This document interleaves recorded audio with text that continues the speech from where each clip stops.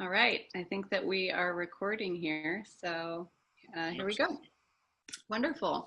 So first I want to just, welcome you and say hello. If you are watching this recording, we're really excited to have you watching today. We're really excited to be here with Eeppi, who's the CEO and co-founder of Coachilla, and to talk today about his experience in the world of coaching and a really great platform that he's built for the coaching world. So thank you, Eeppi, for joining us today. Thank you for having me, Jennifer, and hi to everybody else. Wonderful. So let me quickly introduce myself as well. I'm Jennifer Fink, and I'm the Director of Sponsorships with ICF here in the San Francisco Bay Area chapter. So it's nice to meet you all for the first time as well. If you have questions or you're excited coming out of this recording, then feel free to reach out and connect with me. I'd be happy to connect with you. So let's go ahead and jump right into our conversation with Eeppi. And the first thing I'd like to point out, we've been chatting for a couple minutes this morning already, is that it's kind of early morning here in San Francisco. A little bit early for me for sure, but it's kind of early evening your time. You're over in Finland.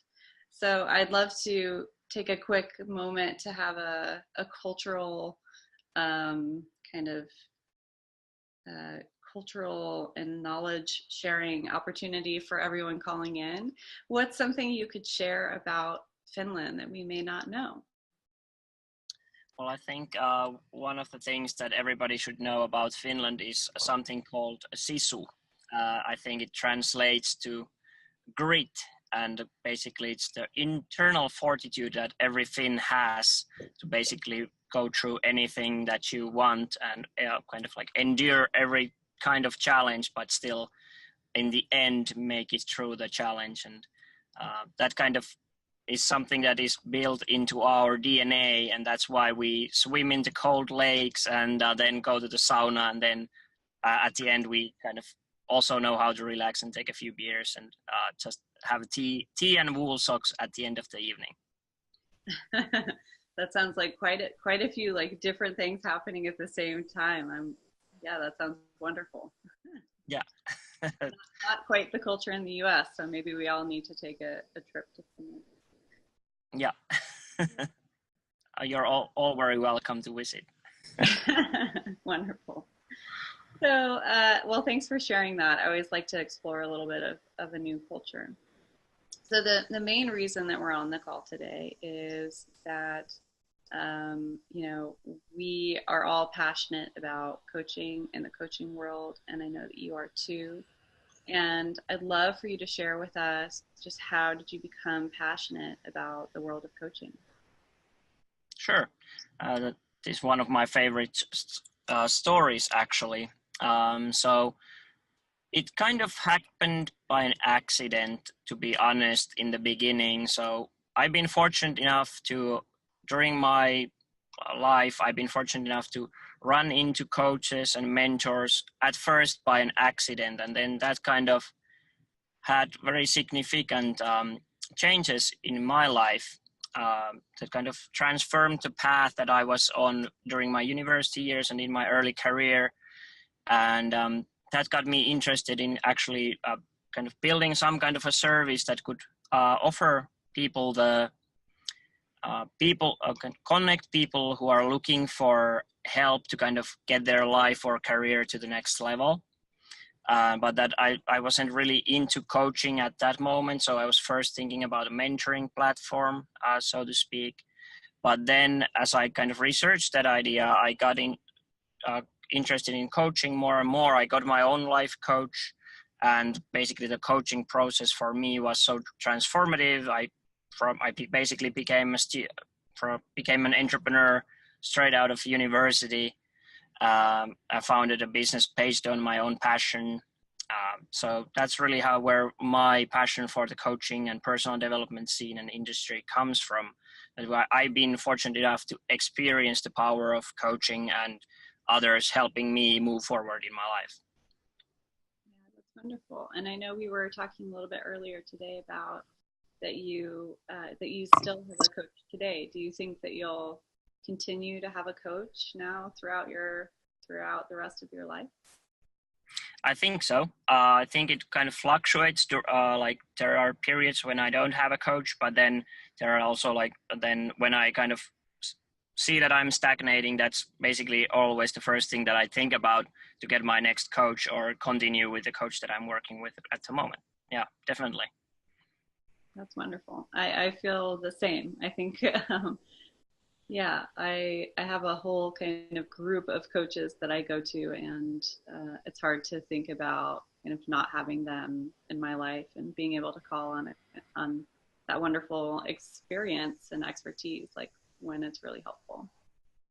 So thank you for sharing your experience. And another thing that I know is that you're the co-founder of this company, Coachilla, which is just a really up and coming, wonderful platform for not only coaches in the space of coaching, but also for people who have not experienced coaching before. And you have Thanks. a co-founder who has joined the company with you. And when I think about co-founding a company with someone, I think you really have to have alignment of the mission and the vision of that company. So I'm curious to hear a little bit about how did the two of you connect on coaching? Yeah, there's actually a very funny story and interesting story behind it. So in the beginning, when I started Coachilla, I started working on the idea in a program called the Founder Institute. And during that program, I was putting together an email list where I kind of collected everybody from my network who also shared the passion to personal development and coaching, or were just interested to support me with this idea. And one of those people actually in the beginning was Niklas, my current co-founder. And how all of that unfolded was basically that as I was going through the training program at Founder Institute for 3.5 months, I was building that email list. I was kind of sending everybody a message from every week, like what happened this week about the idea. And there also then became a point where I started building the team. But before that, I was kind of doing customer development, and Niklas, my co-founder, was one of the people that I interviewed as kind of like a customer persona for the platform for Coachilla. But then I started building the team. I kind of sent out that message to my email list also, and then actually when that kind of came up, then Niklas was like, "Hey, this is actually a very awesome idea. I love it. I want to be part of it. Uh, do you think that I could somehow become part of it, even though right now I'm not that exact type of a person that you're looking for this position?" But then we started talking, and actually then we found out that we were so passionate, both of us were so passionate about the idea, and Niklas was also passionate about some of the marketing side of and sales side of the building the business. That so we decided that, hey, it would be really nice to try it out and see what happens, because we're both so passionate about it. And then rest is basically history. So then we just stuck together. Yeah. Great. That's great. Yeah, I think that I think it's rare for that to happen, where it's easy to find the co-founder with the right experience and the right background, and more specifically who is really aligned on the values and the mission and the vision of the company. So that's really cool. Yeah, definitely. And kind of also another thing that played into that, why we gelled so well together, was that as I was going through my coaching, I was researching the coaching industry at the same time. I was talking with my coach about the challenges that she has had and what she would think about the idea of creating a coaching platform. So I was kind of getting a lot of information about the challenges that coaches have in building their businesses. But then as I talked with Niklas, we found out that Niklas had the opposite problem. So he had been looking for a coach, but kind of felt like it's like looking for a needle in a haystack. And then we kind of basically then we had kind of the both knowledge that we needed to building a two-sided marketplace. So I understood the problems on the coach side, and then Niklas understood the problems on the client side. And yeah, so it was like maybe it was just meant to be. Yeah, I love that. And I mean, that's a great kind of segue into thinking about maybe helping the listeners know a little bit more about just kind of your vision for this company, Coachilla, so that you came together with kind of a different perspective of the problem, and now you've started this company. How would you describe the mission of this company that you guys are trying to do? Yeah. So Coachilla's long-term vision and mission is to empower humanity by unlocking human potential. And where that kind of originates from is obviously our shared passion for helping others and for personal development, but also from my personal experience through my coaching process, where I realized that actually the thing that kind of lights me up in a positive way is that when I get to do something that somehow advances humanity and the development and progress of humanity itself. And then kind of as I went through my coaching process and I saw how powerful tool that is to kind of help people change their lives, to kind of take things to the next level, change their careers, that kind of saw that as a natural fit for this to kind of to build this company that actually tries to unlock human potential. That is also my personal mission statement. That's wonderful. Yeah, we're excited to learn more about Coachilla and to see where it continues to go.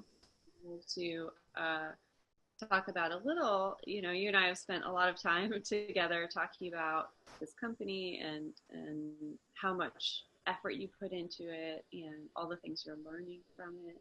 So I know that you are really involved in understanding the client perspective of people trying to find a coach, right? That same problem that Nicholas had.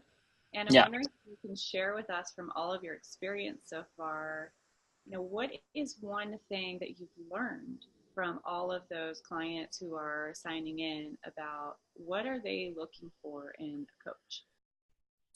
That's a great question. And I think it kind of comes back to what Niklas told me back in the day, is that, and what our clients also tell us as we've been researching the market, is that clients actually feel like finding the right coach is like looking for a needle in a haystack.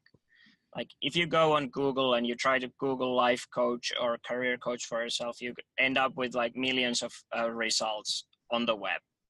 And then you kind of end up in this situation that you have like information overload. There's so many people to choose from, so many websites, but then often those websites don't necessarily fit or match what the person is looking for. And that kind of then starts to turn into what we're trying to address, is that actually the clients very much appreciate someone doing the work for them. What I mean by that is that doing the search for them. And kind of that provides them with safety, trust, and easiness in making the choice to try out coaching in the first place. Like thinking about online, it's quite a big of a leap of faith to make. Like, hey, I saw this person on the internet. I want to talk to her or he or him, and I want to share the worst feelings that I have at the moment about my life. That's quite a big of a leap of faith. So people aren't ready to do that unless there's some kind of an intermediary in between who guarantees that there's safety, like that payments are processed correctly, that the information is kept safe, and first of all that the person can trust the other person on the other side of the call, so the client can trust the coach. And kind of once we get through that hurdle, then it becomes about like there's a huge lack of information. Like even though there's a volume of information, there's still a lack of like the correct information for the clients. And that's like the key things there are like the information about the coach and what kind of coaching that coach provides. And that's kind of all about telling your story, your expertise in the right kind of like concise way that is easily kind of, so it's like easily filterable to the client. So it's not always the best thing, for example, to just write a big long story about everything that you do, but people appreciate when we kind of take all of that information and make it more easily digestible on the platform, for example. And in the end, all of this information, then all of that needs to match the expectations from the client. Like what kind of benefits are they looking for from the coaching? Like what is the pain point that they're trying to solve? What are they looking for to achieve through the coaching process? What is the investment that they're ready to make? Like what kind of time commitments and what kind of financial commitments are ready to make? And basically taking all of this into our matching system and into the profiles is what we're trying to achieve, is that kind of streamline this process of finding the right match and matching the expectations of the client and the coach. I love that. And, you know, one thing that just kind of popped in my mind as you were talking about that is, you know, what I heard from you is that the coaching clients are definitely feeling really overwhelmed by, you know, they're probably reaching out because they're having a challenge in the first place. And then we're going to kind of put this additional challenge of finding a coach on top of that. And it's very overwhelming.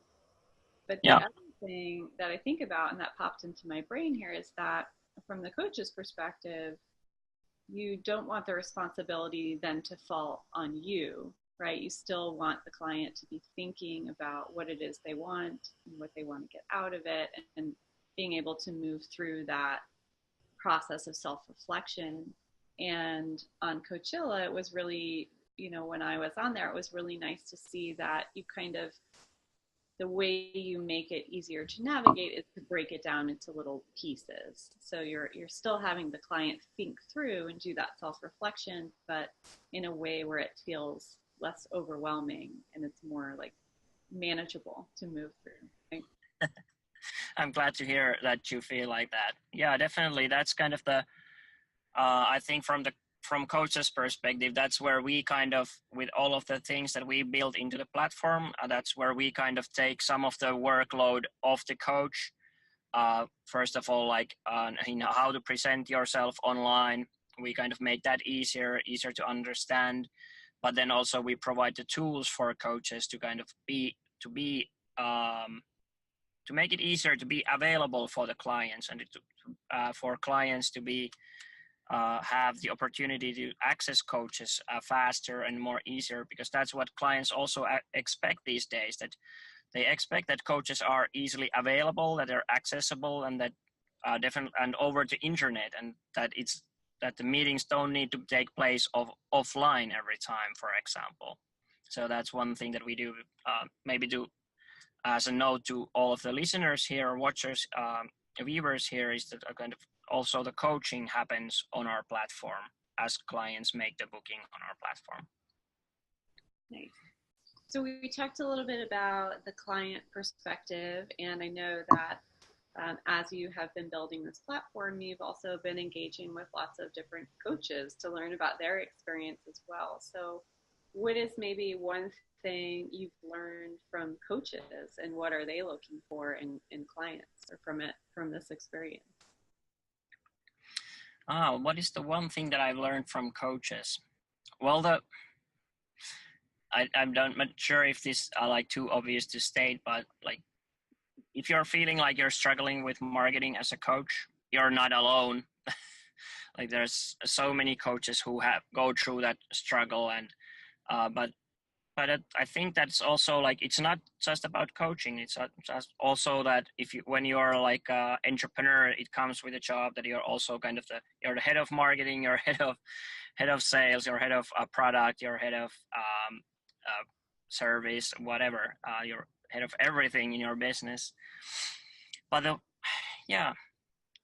the main thing that after that, like that everybody experiences this challenge, is that I think it's great to see from coaches that what I've learned is that they're so eager to help others, and that's kind of so awesome about this job. Yeah, I think I'm that's sure if that answered your question, but maybe you can guide me back to the question if yeah. I went overboard.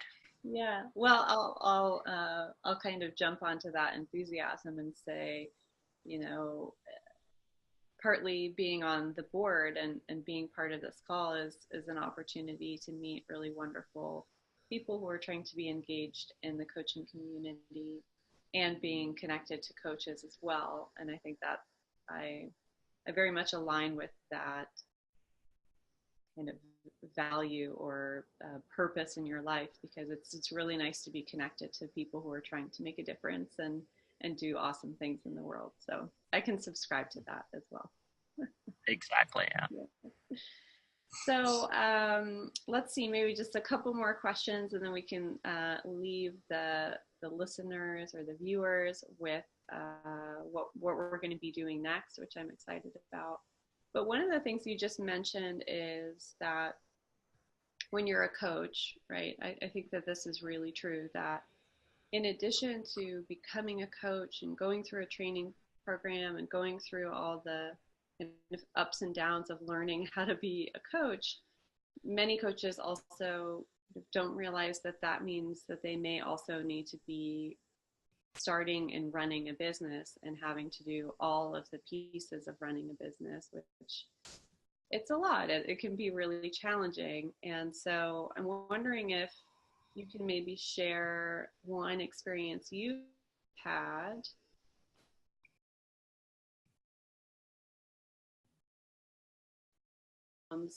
what is the biggest thing that keeps you motivated during those downtimes? Maybe that's where you were going before.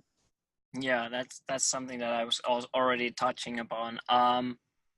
Yeah, it comes down to the people, really.